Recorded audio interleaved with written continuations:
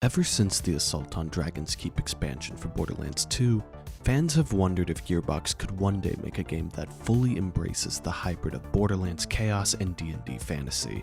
Almost a decade later, and we have Tiny Tina's Wonderlands, a dream come true for many in the Borderlands community. Let's talk about it. If there is one thing that Borderlands 3 nailed, it was weapon handling and gunplay flow. All of that translates beautifully into Wonderlands. Gearbox has continued to stick to their guns with Borderlands' signature gun generation system, and that only improves with melee weapons, rings of power, spells, and more in that mix. This is some of the best level design that has come out of Gearbox. I love when Borderlands goes wild with ideas and gives levels vibrance, contrast, and creativity. Every level feels that way in Wonderlands. As you get to explore cold caverns and ghoulish graveyards, there's always secrets hidden around every corner, giving you more reason than ever to hunt for chests and potential loot upgrades. Once the introductory cutscene ends, you immediately choose your starting class and begin to craft your Fate Maker. Character customization has been a big request for the Borderlands community, and it does not disappoint. Whether you want to make your dream champion or a crime against humanity by dialing certain sliders to 11, the choice is yours. This level of choice is also reflected in build diversity. After completing the campaign, you're allowed to switch your second class at any time by accessing a quick change station. With 6 classes, all providing different playstyles, you are left with so many options to craft or recraft your character. This is easily the best build diversity for the franchise, and that's saying something after Borderlands 3's excellent crew of Vault Hunters. All of the boss fights are phenomenal in this game. Each one has attack patterns and moves that keep you on your toes and will all throw curveballs. Enemy variety is great with skeletons, zombies, goblins, trolls, and new creatures like dogfish. You heard me. Dogfish. It gets crazier than that. And with the slight retooling of enemy weaknesses, all elements have far more importance, and the dark magic element being a fantastic addition that I hope to see again in the future. Borderlands games have always struggled with finding the right difficulty balance. Wonderlands has relaxed, balanced, and intense, aka easy, medium, and hard. All of these difficulties feel appropriate, even more so with chaos levels to grind for in the endgame if you choose to do so. Loot rate and quality overall of weapons is drastically better in Wonderlands compared to previous titles. Each rarity feels important as you progress, paced alongside your progression, and legendaries feel special again due to rarity and the power they provide. The player also has control over the loot drop rate by collecting hundreds of dice scattered throughout the Wonderlands. The more dice you collect, the higher your chance of getting legendaries in your travels and battles. Many didn't like how Borderlands 3 just showered you in legendaries by the time you reached endgame. But like so much of Wonderlands, fate is in your hands. If you like the classic drop rate of earlier Borderlands games, then only roll a few dice. If you're a completionist or love higher drop rates, you now have to earn and fight to obtain those higher rewards. So much of Wonderlands is about letting the player craft their experience, and it's one of the best design decisions made. For Wonderland's story, I loved it. This is easily the best story that the Gearbox writing team has done since Anthony Burch's departure, and is on par with his work on 2 and Tales. Many took issue with the dialogue shortcomings of Borderlands 3, and the departure of Anthony Burch was definitely felt in that game's narrative. It had this too many cooks in the kitchen feeling and resulted in a story that was bloated and left dialogue taking a massive critical hit. I'm happy to say that the lessons learned with 3's expansions are continuing to massive improvements for the storytelling department here. The majority of jokes landed with me, with plenty tailored not just for Borderlands veterans but tabletop aficionados. There are certain jokes that had me in stitches or needing to catch my breath, and the Dragon Lord is a great villain that recaptures Handsome Jack's spirit. The Dragon Lord constantly degrades you, but has so much charisma and comedy that you still enjoy his presence despite it. But surprisingly, this story has so much heart in it. I was genuinely put off guard by certain callbacks that pulled at the heartstrings and reveals that make you care about a game within a game.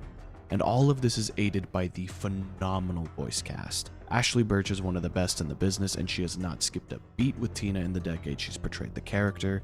Side mission NPCs have great personalities increased by the talent portraying them, and Andy Samberg, Wanda Sykes, and Will Arnett are all welcome additions as Valentine, Fred, and the Dragon Lord. You can tell that every actor that got to approach the mic for this game had a blast doing it, and I applaud Gearbox for taking the constructive criticism of the past title and getting the storytelling department back on track. And once you're done with the main narrative, you unlock the Chaos Chamber. This mode is fantastic, easily the best endgame, and it's not even close. For those who have played the game Hades, which if you haven't, please do so, that game is a masterpiece, the Chaos Chamber is incredibly similar. You drop into an area with enemies, given an objective for bonuses, and then get to choose how you wish to proceed. Do you want to take on curses that will make your runs harder but your loot chances greater, or play the safe route by going for gem rooms or buffs from the queen herself? After a few rooms, you get a boss fight, and on completion, get to spend your hard-earned gems on loot. Really want a legendary assault rifle? You get to choose what items you want to go for. This mode is insanely replayable, and I have done back-to-back runes for hours without a second of boredom.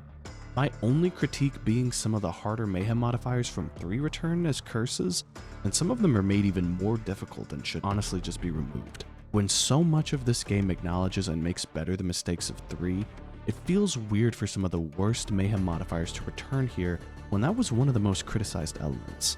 This hasn't ruined my love of the mode at all though, and hopefully when fixed, will make the game mode as close to perfect as possible for endgame content. I haven't even addressed the quality of life changes here, the random encounters and arenas scattered throughout the Wonderlands, the shrines you can get for boosts, the overworld which oozes with charm, enchantments being far better than anoints, and more.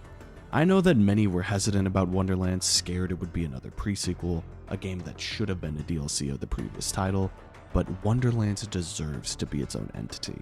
Even though it shares Borderlands 3's engine, its gameplay loop and design has countless upgrades and changes, and its optimization is easily the best for a Borderlands game on top of that. This game honestly feels more like 3 than Borderlands 3 does at times, feeling like the true acknowledgement of that game's flaws but not forgetting its successes in gameplay. I have been addicted to this game in a way that no other game has ever grabbed me.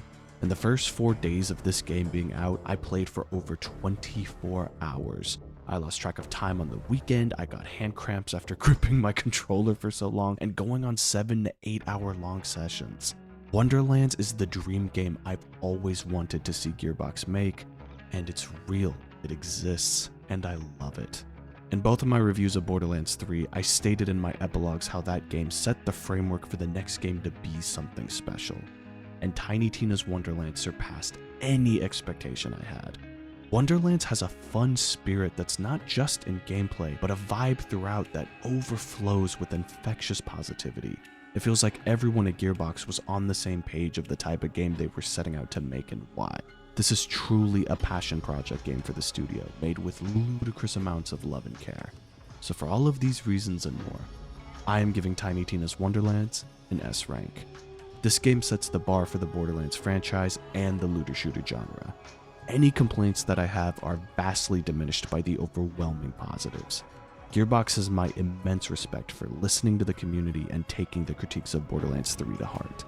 Because in doing so, they haven't just made my favorite game in the Borderlands series, but one of my favorite video games of all time. I know not everyone will feel as strongly as I do, but I believe that the majority of people who play this game will have a blast. And if you're a veteran who has dreamed for a Dragon's Keep spin-off, the wait has been 100% worth it. I also hope Wonderlands revitalizes certain gameplay aspects for the franchise as a whole moving forward.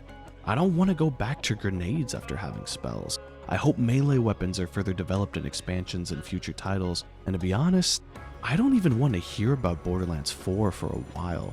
I want Gearbox to dedicate themselves to post-launch content on Wonderlands for at least 3 to 4 years. There is ludicrous potential here, adding more arenas, bosses, and loot to the Chaos Chambers, expansions that give new worlds and loot to explore.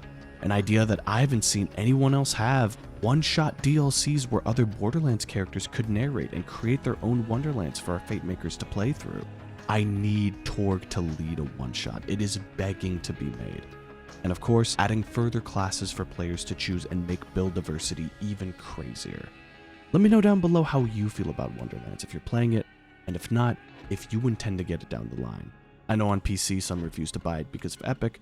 Don't worry, it will be worth the wait if you are in that camp, as well as the people who wait for the Game of the Year edition. Whenever you jump into Wonderlands, I promise you will have a blast alone or with friends. So let me know what you think. Thank you for watching, stay safe, have a blessed day.